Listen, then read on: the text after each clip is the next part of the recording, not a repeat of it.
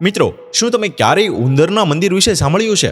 ભારતમાં એક એવું મંદિર છે જ્યાં લગભગ 25,000 ઉંદર છે. માત્ર એટલું જ નહીં, આ મંદિરમાં ઉંદરોનો એઠો પ્રસાદ પણ આપવામાં આવે છે. આ મંદિર ક્યાં આવેલું છે અને શું છે આ મંદિરનું રહસ્ય? ચાલો જાણીએ. મિત્રો, ભારતમાં અલગ અલગ મંદિર સાથે અલગ અલગ માન્યતાઓ જોડાયેલી છે, પરંતુ રાજસ્થાનમાં આવેલું કરણી માતાનું મંદિર પોતાનામાં જ એક અલગ ખાસિયત ધરાવે છે. ખાસ એટલા માટે કારણ કે આ મંદિરને ઉંદરના મંદિર તરીકે ઓળખવામાં આવે છે. સામાન્ય રીતે ઘરમાં ઉંદર જોવા મળે તો લોકો તેને બહાર કાઢી મૂકે છે અથવા તો કેટલાક લોકો તેને મારી પણ નાખે છે, પરંતુ આ મંદિરમાં ઉંદરને સાચવવામાં આવે છે. દોસ્તો, કરણી માતાના મંદિરે આવતા લોકો ઉંદર માટે ખાવા પીવાની વસ્તુ પણ લાવે છે. સૌથી મહત્વની વાત તો એ છે કે આ મંદિરમાં ઉંદરનો એઠો પ્રસાદ આપવામાં આવે છે, જે દરેક લોકો ભાવ ભક્તિથી ખાય પણ છે.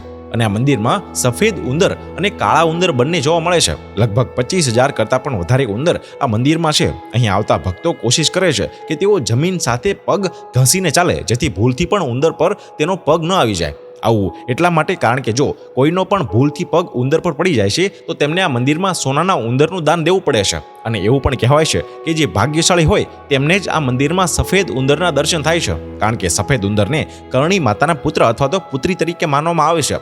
અને કરણી માતાનું મંદિર રાજસ્થાનમાં બિકાનેરમાં આવેલું છે. આ મંદિરમાં દેશ વિદેશથી લોકો દર્શને આવે છે અને અહીંના લોકોનું માનવું છે કે કરણી માતા દુર્ગા માતાનો એક અવતાર છે, જે ભક્તોની રક્ષા પણ કરે છે. અને એવું પણ કહેવાય છે કે કરણી માતાના મંદિરનું નિર્માણ 20મી સદીમાં એ સમયના બિકાનેરના જે રાજા હતા તેમને કરાવ્યું હતું. આ મંદિરનું નિર્માણ સંગેમરમરના પથ્થરમાંથી કરવામાં આવ્યું હતું. વાસ્તુકલા વિશે એમ પણ કહેવાય છે કે તે મુઘલ શૈલી સાથે મળતી આવે છે. અને બિકાનેરમાં કરણી માતાની મૂર્તિ ગર્ભગૃહમાં બિરાજમાન છે, જેમાં માતાના એક હાથમાં ત્રિશૂળ છે અને આ સાથે જ બંને બાજુ કરણી માતાની બંને બહેનોની મૂર્તિ પણ છે. પરંતુ આ મંદિરની સૌથી મોટી ખાસિયત એ છે કે આ મંદિરમાં જોવા મળતા ઉંદર. અને ચોંકાવનારી વાત તો એ છે કે 800 વર્ષ જૂના આ મંદિરના પગથિયાને સ્પર્શ કરતા જ તેમાંથી ધૂનનો અવાજ સંભળાય છે.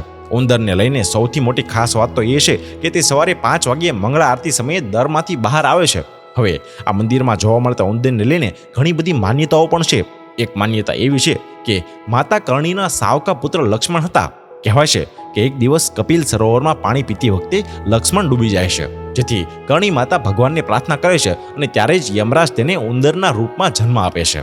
અને લોકવાયકા અનુસાર એવું પણ કહેવાય છે કે એકવાર 20,000 સૈનિકો યુદ્ધમાં ગયા હતા અને યુદ્ધમાં ગયા બાદ સૈનિકો ડરીને ત્યાંથી ભાગી આવ્યા હતા. અને આ બાબતની જ્યારે કરણી માતાને ખબર પડી ત્યારે તેઓ નારાજ થઈ ગયા હતા અને બધા જ સૈનિકોને ઉંદરમાં પરિવર્તિત કરી દીધા હતા. અને એવું પણ કહેવાય છે કે પછી આ બધા જ સૈનિકોએ પૂજા અર્ચના કરી અને કહ્યું હતું કે આજીવન અમે આપના અન્યોય બનીને રહેશું. હવે આ ઉંદર બાબતે લગભગ અલગ અલગ માન્યતાઓ છે. અને ઉંદર વિશે એવું પણ કહેવાય છે કે અહીં 4 સફેદ ઉંદર જોવા મળે છે અને તે કરણી માતાના 4 પુત્ર છે. આ મંદિરનું નિર્માણ 20મી સદીમાં થયું હતું અને આ મંદિર ભક્તોની આસ્થાનું કેન્દ્ર પણ છે.